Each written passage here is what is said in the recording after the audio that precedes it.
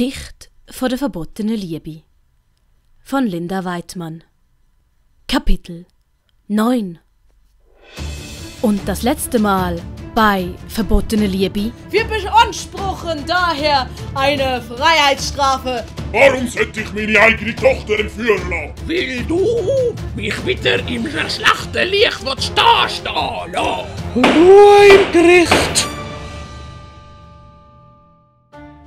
Gut. Fangen wir also mit der Beweisaufnahme an.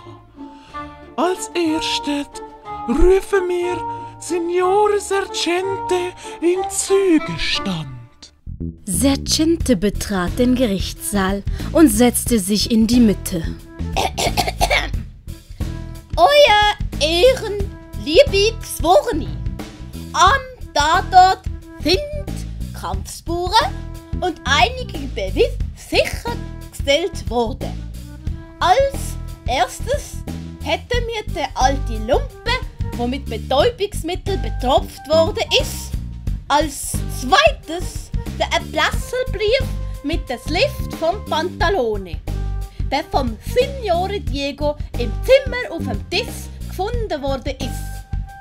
Als drittes der Stift vom Signore Pantalone, der auf den feisten Sims gelegen ist. Und Style mit dem Enterhaken, der vom Fenster in die Kanale führt, von dem unser Opfer wohl abgetragen worden ist.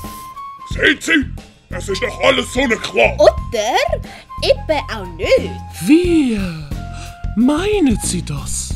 Es ist alles zu eindeutig. Und deshalb habe ich den Brief von der Handschrift vom Signore Pantalone vergleichen lassen. Und wir können feststellen, dass es sich um eine Fälschung handelt. Was ist aber, wenn Pantalone nun diese extra fälschen ließ, um die Spur von ihm abzulenken?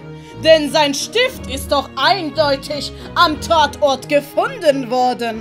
Aber was wäre denn mein Motiv gewesen, die Tochter vom Diego zu entführen?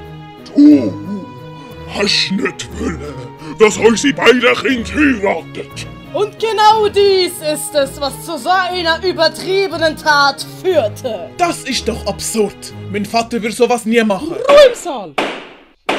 Ich bestimme, wann wer redet. Sergente, fahren Sie fort. Ich bin der Überzeugung, dass jemand versucht, am Pantalone ein Verbrechen aufzudrehen. Eure Ehre, für die Ermittlungen brauche ich aber noch ein bisschen mehr Zeit. Was? Meine Zeit? Meine Tochter ist vermisst. Ich will sie zurück. Und genau deswegen sollte Signore Sergente mehr Zeit haben. Wir setzen die Verhandlung in 2 Tagen weiter. Einspruch, euer... Abgelehnt! Die Verhandlung ist für 2 Tage unterbrochen. Und so wurde die Verhandlung unterbrochen. Signore Diego gab Dottore klar zu verstehen, dass er ihm folgen solle. Sehr verdächtig, das Ganze. Find ich auch. Sergente, ich weiß, Sie sind noch nie genug ausgebildet für so eine Mission, aber unter den Umständen, dass ich jetzt für die Staatsanwaltschaft vertreten muss. Ich habe verstanden, Capitano. Ich kümmere mich um die Ermittlungen. Sergente, Sie, Capitano? schmücken Sie niemals so. Am Lappen, das ist später. Nicht schon wieder. Irgendwann lernt es auch. Sergente machte sich nun auf, Dottore und Diego heimlich zu folgen. In der Zwischenzeit hatte Täubchen herausgefunden, dass Raffaele und Roswitha etwas außerhalb von Venezia in einem alten verlassenen Haus spielten. Noch mehr! Noch mehr! Ist ja gut, Kleines.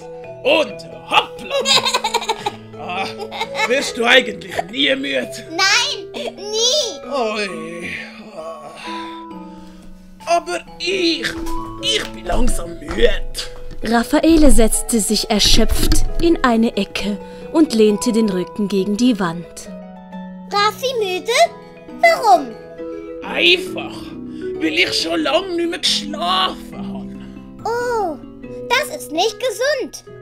Onkel sagt, Schlaf ist sehr wichtig. Soll ich gute Nachtgeschichte erzählen? Ich darf doch nicht schlafen. Ich muss doch auf dich aufpassen.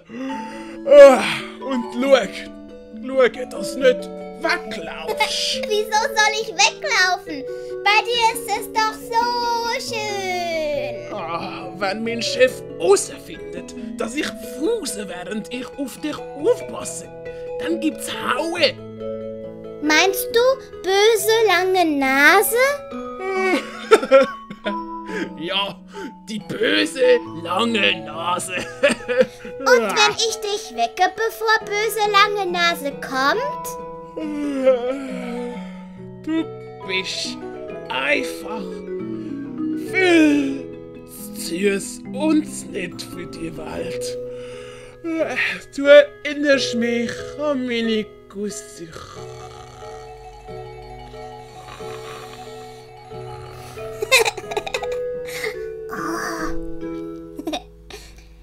Er schläft jetzt. Du kannst rauskommen, Täubchen. Täubchen, das sich draußen vor der Tür versteckt hatte, flog nun zu Roswitha auf den Arm. Grrr, grrr. Täubchen, böse lange Nase macht Onkel große Angst. Täubchen versuchte Roswitha klarzumachen, dass sie beide abhauen sollten. Nein, ich kann jetzt nicht gehen. Raffi bekommst sonst Haue von böse Nase. Nein, ich kann nicht weg. Aber du kannst weg. Hol Onkel. Nein, nicht Onkel. Der hat ja auch Angst vor böser langer Nase. Hol Witzbold. Ja, Witzbold. Roswitha machte ein Alekinorad. Das kann man sich folgendermaßen vorstellen. Ein normales Rad, nur mit gebogenen Knien. Hast du jetzt verstanden? Witzbold. Doralina, ich, Privatinsel, schön vom Signore Diego. Doralina? Raffi, wo ist Doralina? Auf der Privatinsel vom Diego. Weißt du, von der bösen Nase. Täubchen, ich muss Antonio sagen.